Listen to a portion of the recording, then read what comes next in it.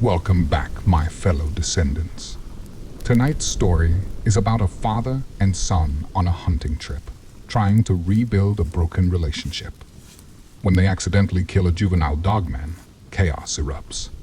Before we continue, feed the like button to your pet and leave a comment saying it was an accident, so I know that you're here. Time to dive into the unknown. The mountains had a way of quieting things that had been loud for too long. The father felt it the moment they shut the truck doors and stepped into the timber, the sound of the engine fading until all that remained was wind through branches and the soft crunch of frost under boots. Out here, there was no room for old arguments, no space for unfinished conversations. The land didn't care who you were or what you carried with you. It only cared whether you paid attention. He was 53, his beard gray, his hands scarred and steady. Hunting had shaped most of his life, given him structure when other things fell apart. It had been the one constant he tried to pass on to his son, back when the boy still wanted to follow him everywhere. That had changed. His son walked a few steps behind him now, taller, broader, quieter. 24 years old, and already carrying weight that didn't belong to him. They hadn't hunted together in years, not since words turned sharp and silence became easier than honesty. This trip had been the son's idea. Just us, he'd said over the phone. No distractions. The father had agreed before either of them could rethink it. They moved steadily through the wilderness as the morning wore on, keeping low, checking wind, reading signs. The father spoke when it mattered, pointing out tracks, explaining terrain out of habit more than instruction. Winds steady, he said quietly. West to east. I see it, the son replied. By late morning, they reached a ridge overlooking a wide meadow, open grass surrounded by dense timber. The father dropped to a knee and brought his binoculars up, scanning slowly, deliberately. There, he said. A bull elk stepped into the open, massive and calm, antlers wide, breath fogging in the cold air. It moved without urgency, unaware of anything beyond its next mouthful of grass. The father lowered the binoculars, pulse settling into a familiar rhythm. Range is good, he said. You're cleared if he turns. The son eased down beside him, rifle resting on the log, scope aligned. The father watched him through the corner of his eye, noting the way he adjusted, the way his breathing slowed. You're a little tight, the father said. I've got it, the son replied. The father didn't push. He waited. The elk shifted, turning broadside. Take your time, the father murmured. When it feels right.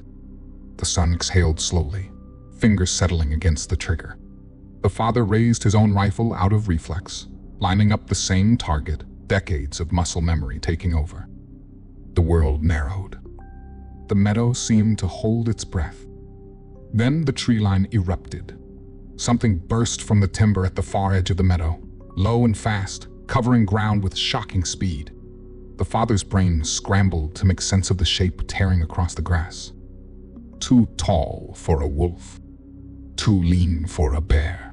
It moved on two legs and four, in a way that didn't belong to anything natural, limbs stretching forward as it charged straight at the elk. The elk screamed. The son fired. The shot cracked through the valley at the exact instant the creature lunged. Through the rifle scope, the father saw the bullet strike not the elk, but the charging shape instead. The creature folded mid-leap, its body twisting unnaturally before slamming into the ground and skidding to a stop. The elk bolted, vanishing back into the trees. Silence followed. The father lowered his rifle slowly, heart hammering. Oh, God, the son whispered. Dad, I didn't even see it until... I know, the father said. I know. They stayed prone, rifles raised, scanning the meadow through glass. Neither of them moved. Neither of them spoke. The thing lay still in the grass. Through the binoculars, the details, sharpened. Its limbs were too long for its torso, its fur uneven and patchy, darker along the spine. One arm lay twisted beneath it, at an angle that made the father's stomach knot. They watched. Minutes passed. The father felt something heavy settle in his chest. As the truth crept in, the creature hadn't been attacking them. It hadn't even known they were there. It was hunting, the father said softly. Same as us. The son swallowed hard. Then the forest made a loud roar.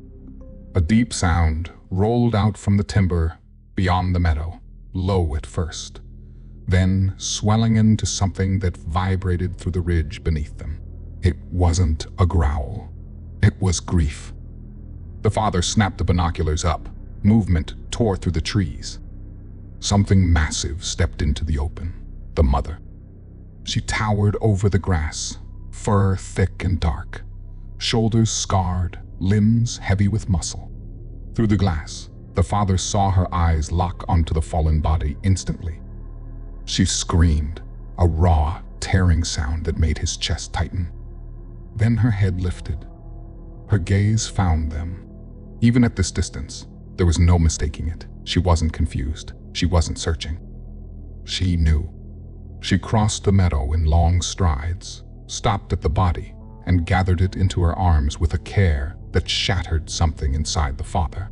Her eyes never left him through the binoculars. She knew.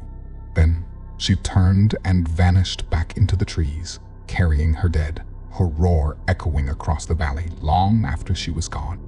The father lowered the binoculars with shaking hands, understanding with terrifying clarity that whatever they had started out here would not end in daylight. They hiked back in silence. The ridge, the meadow, the fallen shape in the grass, all of it sat behind them, but it did not feel distant.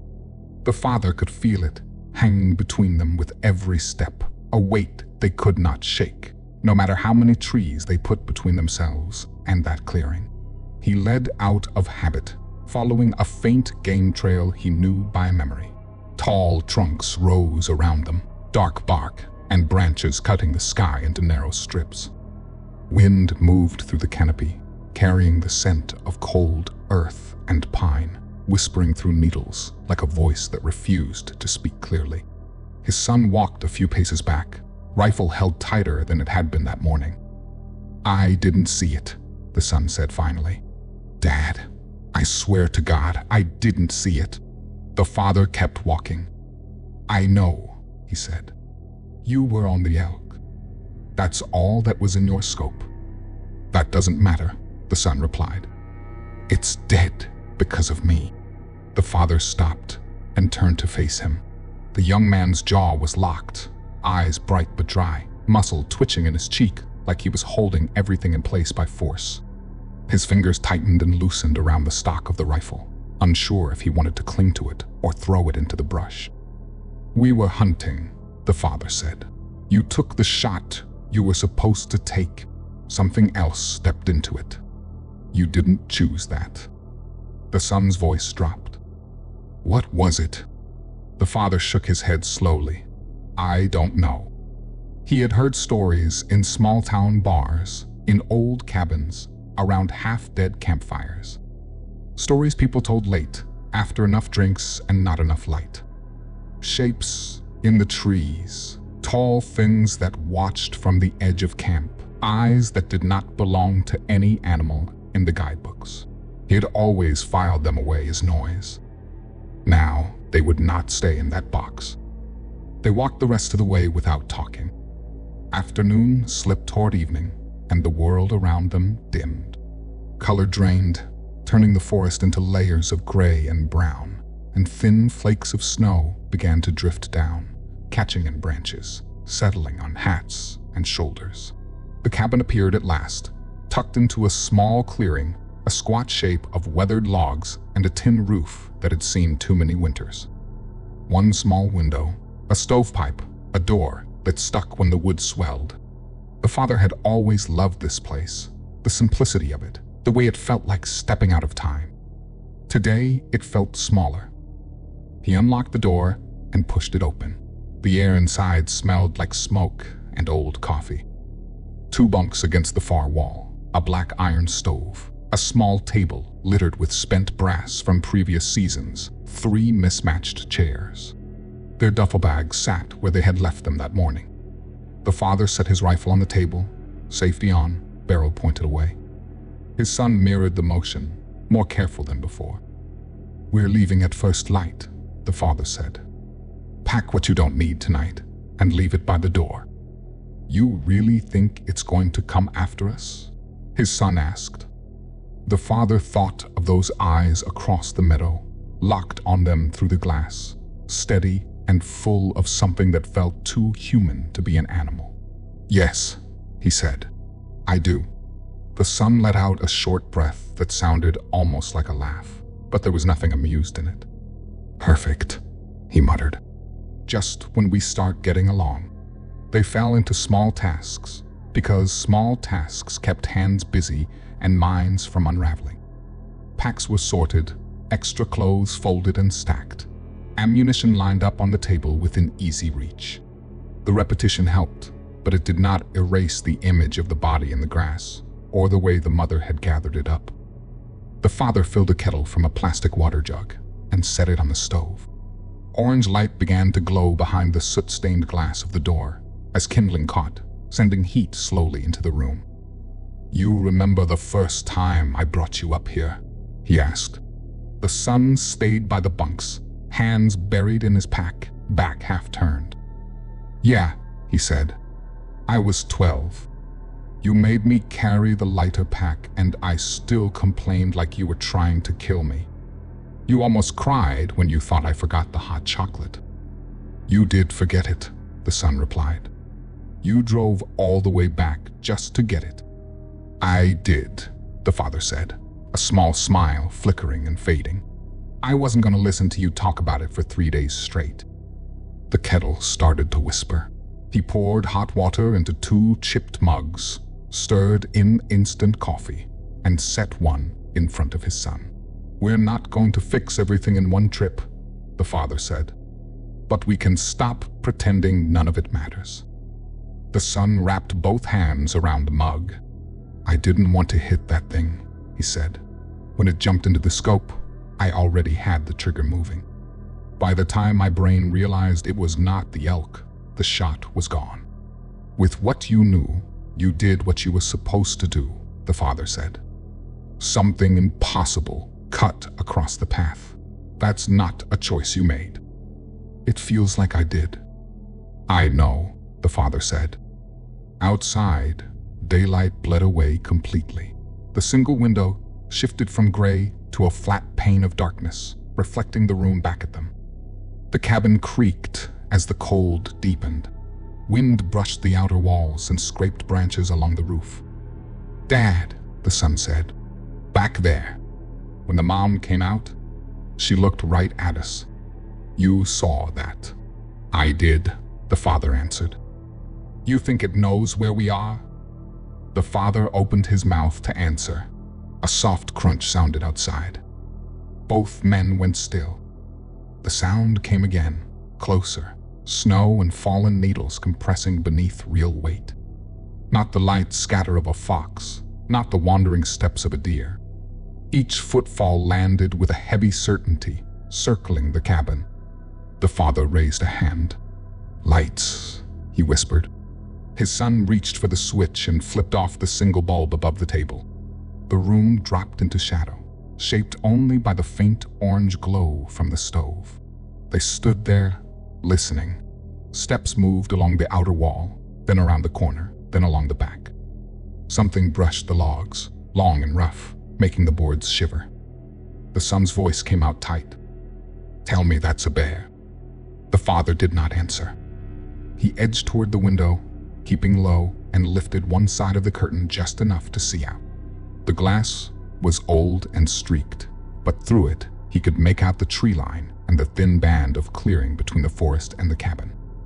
Something tall stood among the trees, darker than the night around it, not moving. 2 eyes glowed faintly, fixed on the cabin, unwavering. They did not shift when he moved the curtain. They only watched. The father let the fabric fall, his throat suddenly dry. "It's here," he said. The father's skin prickled as soon as he said it. "It's here." The words hung in the dim cabin, riding on the crackle from the stove and the faint hiss of wind along the roof.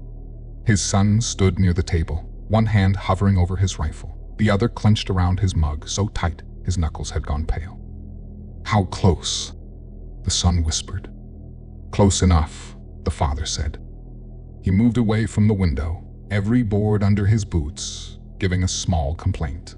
Years in cabins like this had taught him where the noisy planks were, so he shifted his weight by instinct. Something brushed the wall outside. A long scrape followed, then a dull thud, like a massive shoulder testing the logs. Snow slid off the roof in a soft rush. The father picked up his rifle, checked the chamber by touch, then passed it to his son. "You take the rifle with the scope," he said. "You're better looking through glass." "What about you?" "I'll use the shotgun. If it comes through, I'll need quick follow-ups." He crossed to the corner and lifted the old 12-gauge shotgun, the same one his own father had used. He checked the tube, already full. Footsteps shifted outside. They moved toward the cabin door. Something heavy stopped just beyond it.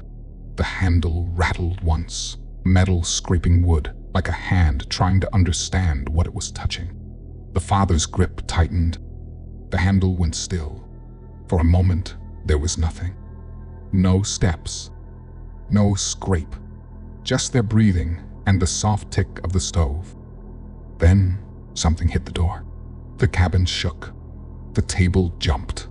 A loose round rolled and tapped against another. A second impact followed, harder. The top hinge shrieked. Snow sifted from the rafters and drifted down. The son raised the rifle, sights locked on the center of the door. "It saw us from all the way across that meadow," he said. "If it wanted us dead, why wait?" "'Cause it wanted to see where we went," the father said. "It wanted to know where we sleep." The next hit split the frame.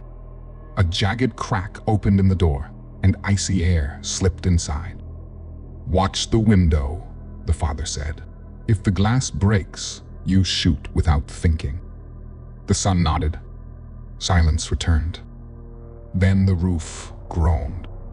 Weight moved above them, crossing the tin. Nails complained. Wood flexed. The sound went one direction, then came back. "It's checking the place," the father muttered. "Stop," the son said. "You're not helping." Claws raked the roof. Metal screamed as long gouges tore through it.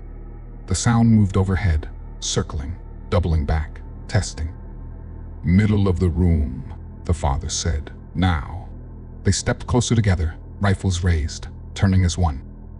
A shadow crossed the window. The son fired. Glass exploded outward. The muzzle flash lit the cabin, throwing their shadows up the walls. Outside, a roar answered. Close. Heavy feet stumbled through snow. Another roar followed, sharper this time. "You hit it," the father said. "What if I just made it worse?" "We're already there," the father said. That happened back in the meadow. The Dogman slammed into the side of the cabin. The logs shuddered. Dust spilled from the seams. Something cracked near the roof. The son worked the bolt, breath ragged now. "Dad, if this place gives..." "Then it doesn't," the father said. He moved to the broken window, shotgun raised. Snow drifted in, catching firelight. The air carried the stink of wet fur and blood. A shape rushed the window. The father fired. The blast rocked the cabin. The flash lit the clearing, and the shot tore into something just outside. The shape vanished from view, knocked sideways. A roar tore through the trees. He reloaded by feel. Outside, the sound changed. Rage stayed, but pain wrapped around it. Footsteps dragged through snow. Blood streaked the window frame. "We hurt it," the son said. "Good," the father replied, though he did not believe it. The dogman circled once more, then stopped near the door. The handle rattled again, wood creaking. "I'm sorry," the father whispered. "We didn't mean to take your kid." The sounds pulled away into the trees. They waited. Minutes passed. Finally, the son spoke. "You think it's gone?" "For now," the father said. "We'll leave at first light. And if it comes back before then?" The father looked at the torn roof, snow drifting down. "Then we hold on as long as we can." The father didn't want to risk hiking in the open back to the truck. It was a long ways away. He felt the safest place for the meantime was right where they were, the cabin. Not to mention it just started snowing heavy. The night stretched thin, then thinner, time losing its shape inside the cabin, minutes bending into something elastic that refused to move forward in a straight line. The father checked the window again, then the door, then the torn roof, his eyes moving without thinking, his body running on instinct alone. Snow kept drifting in through the split metal, settling across the floor in pale streaks that melted and darkened the wood. His son sat on the bunk with the rifle across his knees, shoulders tense, eyes locked on the window. "We should go," the son whispered, his voice tight. "Now, while it's gone." The father shook his head slowly. "Not in this," he said. "We step out there blind. One bad step, one twisted ankle, and it won't even have to chase us." "It already knows where we are," the son said. "Yeah," the father replied, "which means moving at night just makes us louder, easier." The son swallowed, nodding once. "So we wait. We wait until we can see where we're running," the father said. The wind pushed harder against the cabin after that, snow hissing along the walls, branches creaking as they shifted under weight. The stove popped softly, the only steady sound in the room. They didn't talk anymore. Time dragged, slow and uneven, stretching their nerves thin. The father was staring at the stove when he felt it, not a sound at first, but pressure, weight settling above them. The roof bent inward with a deep groan, tin bowing, nails screaming as something pressed down from above. Snow poured through the tier in a sudden rush. "It's back," the son breathed. Father lifted the shotgun, stepping forward without thinking, putting himself between his son and the center of the room.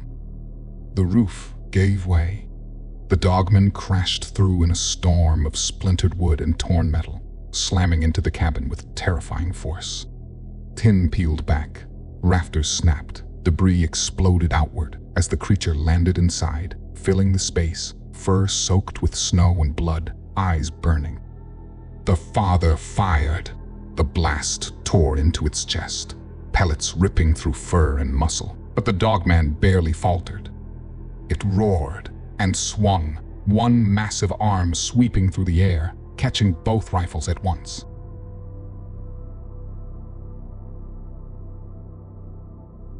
Both guns snapped clean in half and clattered uselessly across the floor. The son shouted. The Dogman turned and struck him with the back of its arm, the impact sending him flying into the wall. His body hit hard, dropped, and went still. "No!" the father screamed, falling to his knees beside him. "No, no, no." The Dogman loomed over them, breath steaming, blood dripping from its chest where the pellets had torn through. The father stood slowly, empty hands shaking, chest heaving as he looked up into its face, into eyes filled with something far beyond hunger. "I didn't know," he said, his voice breaking. "I swear, I didn't know." The Dogman stepped closer, lowering its head until they were inches apart. The father smelled wet fur, iron, forest rot, felt its breath against his skin. Its teeth clicked together softly. Then its gaze shifted. It looked at the son, then back at the father. Understanding hit him all at once, sharp and absolute. "No," the father sobbed. "Please, don't." The Dogman moved in a blur. It grabbed the son by the chest and lifted him effortlessly, his body limp, head rolling to the side. The father lunged forward, hands grasping at empty air. "Take me," he cried. "Take me instead." The Dogman paused at the hole in the roof, snow swirling around its massive frame. It turned its head slowly and looked back at the father one last time.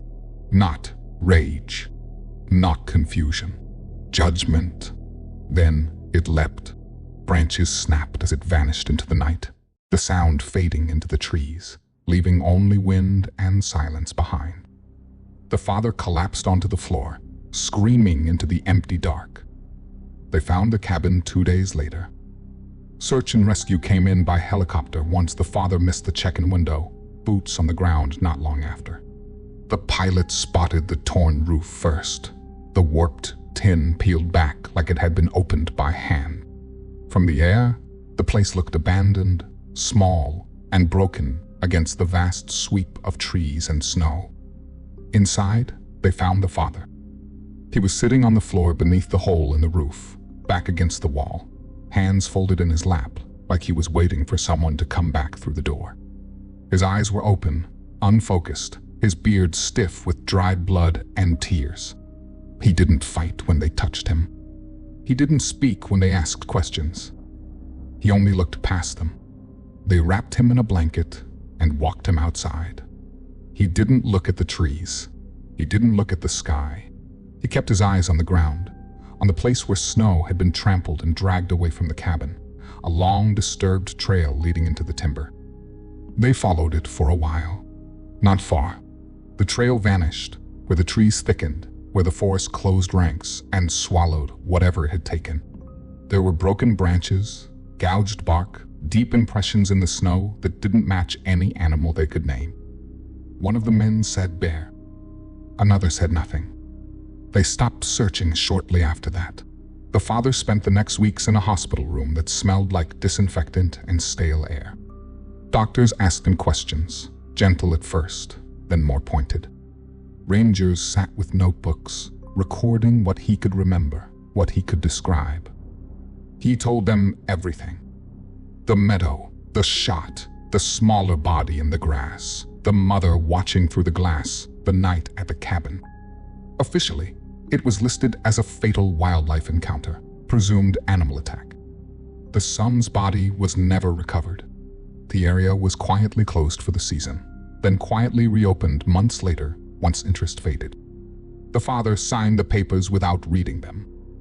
When they released him, he went home to a house that felt too big and too quiet. His son's room stayed exactly the same. The boots by the door stayed where they'd been kicked off. The father sat in the evenings and listened to the wind move through the trees beyond the yard, listening for sounds that never came. Sometimes, late at night, he dreamed of the meadow. Sometimes he dreamed of eyes watching from the tree line. Sometimes he dreamed of his son calling his name from somewhere he couldn't reach.